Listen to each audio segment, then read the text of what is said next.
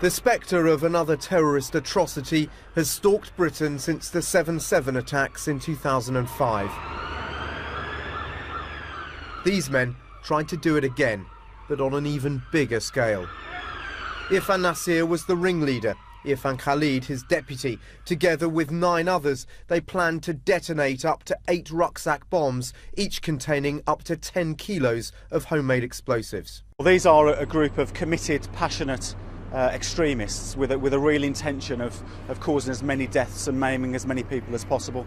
There's no doubt that not only had they got that intention, but they'd also crucially got the capacity, the technical know-how and the ability to carry out those intentions.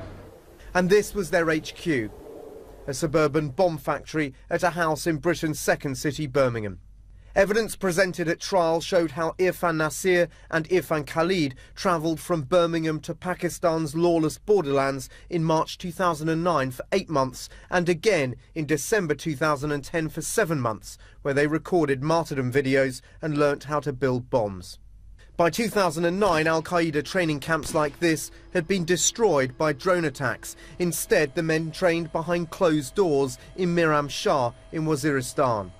By their return in the summer of 2011, West Midlands police and spies from MI5's headquarters in London were watching them, as the men pretended to fundraise for a Muslim charity to bankroll their plot. But then the plot started to unravel when 26-year-old law graduate Rahin Ahmed haplessly gambled with the cash on a currency trading website. He lost a quarter of the money. The men's phone calls were intercepted, their homes were bugged. So was their car. The men joked it didn't matter the vehicle's paperwork wasn't in order because they'd be dead soon.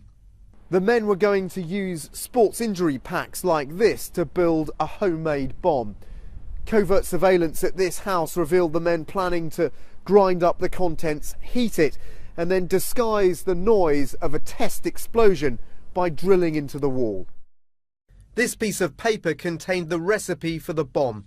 The men tried to destroy the evidence, but neighbours started to notice unusual activity. One day I saw them bringing in about 40 boxes, orange writing on the side. I'm not sure what was in it, but it was at that point that my partner said, they're terrorists. By mid-September, police and security services felt the threat was too great. The men were experimenting with chemicals to make a homemade bomb. Vehicle about to be stopped in Ladypool Road. Just before midnight on September the 18th, they followed this car with Ashiq Ali, Irfan Khalid and Irfan Nasir inside. They stopped them on Ladypool Road. After months of watching and listening, the plot had finally been disrupted. Irfan Khalid described their plans as another 9/11, a date the men celebrated. A security source says they were just weeks or days from building a bomb. The target of the plot was never known, but surveillance teams heard the men talking about crowded places. If all 8 rucksack bombs had gone off somewhere like this, the results would have been devastating. Dan Rivers, CNN, Birmingham.